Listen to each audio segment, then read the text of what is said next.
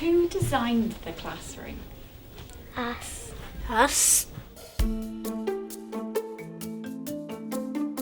The children have been exploring and thinking about indoor and outdoor spaces and how their space and their environment impacts on their learning.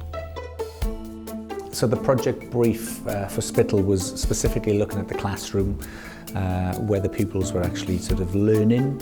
We wanted something that would be sustainable so that the children would still see the impact next year.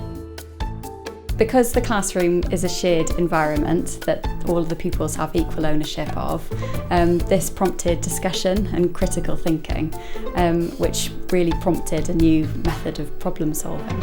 We had 3 students that I teach on the interior design course here at Cardiff Met.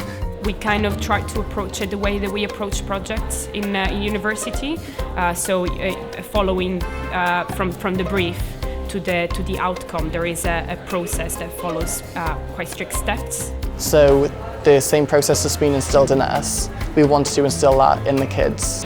When we asked all of them if they thought school was boring, they said yes.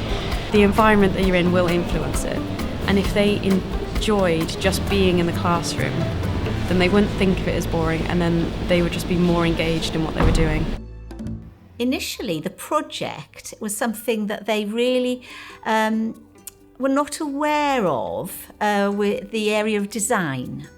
And so when the students initially introduced it, their response was really, oh, well, I don't know what design is. So we started off with a very simple project where they had these little architectural figures and they had to imagine that that was them, and they were looking through the little plastic eyes of these little architectural figures. And then they used light and discussed moods and how they felt. So it was actually getting them to think outside the box, outside how they normally approach tasks. We used little men. We built like models for them to live in, or traps, or whatever you want to call them. Each session we tried to draw on a slightly different sort of aspect of sort of creativity. We learned to do, after that second lesson especially, was to vary the activities a lot. So do something that was really inspiring and really hands-on. And then at the end of the day then we tended to do a whole sort of almost like meditative type of exercise where the students were closing their eyes and imagining things. So you take out some senses out of it so that they begin to think slightly differently. The one that we got the most feedback from was to imagine themselves in a future classroom, and we had some amazing answers. Like the ones I was expecting were like there's flying cars and robots teaching us, there's no teachers, and they were the ones I was expecting, and there was a few of those. The best one was someone said things like we've been doing today.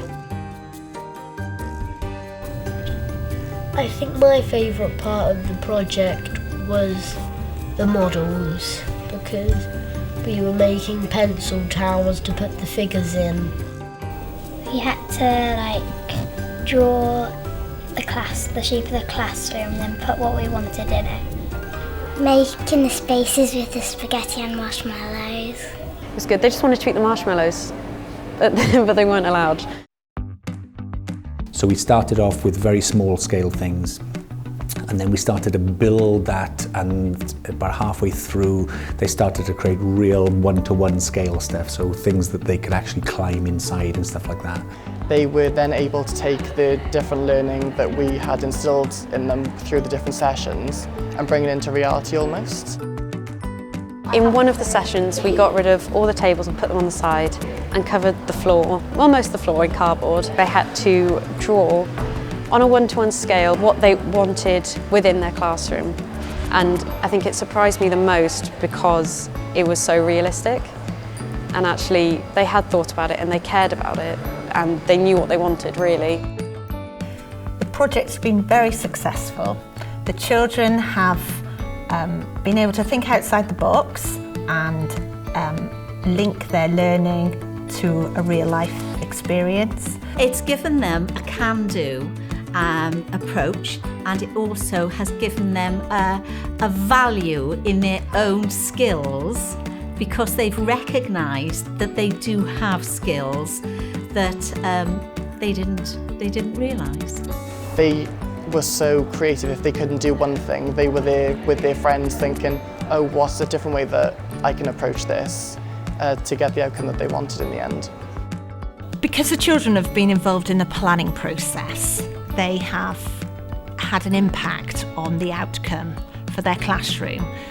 Designing classroom areas and zones has enabled them to see something that was planned and designed, measured, created, and they've seen an outcome. It was a very different way of teaching, because they were hands-on and involved right from the beginning with their own ideas, and the fact that they could take ownership of what was going to be in their classroom, and that they could then enjoy the results of their own ideas, which is what they have achieved.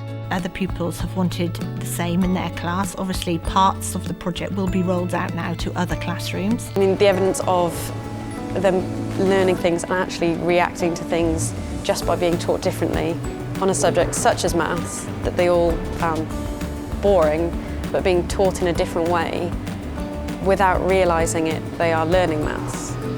And I think that's why they benefit. It's more colourful. Now there's more things to distract us from our work. Colourful. Bright. Better than it used to be.